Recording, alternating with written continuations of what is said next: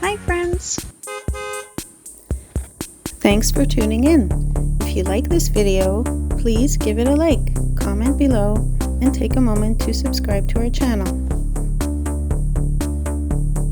Welcome to the city center of Fort Saskatchewan, a charming heart of this historic Alberta city nestled along the North Saskatchewan River just northeast of Edmonton. This area grew from a northwest mounted police fort, first built in 1875 to guard and manage the region, and in 1905 the Canadian Northern Railway arrived, linking the town with the rest of the country and boosting its growth. Today, downtown blends its rich past with modern life.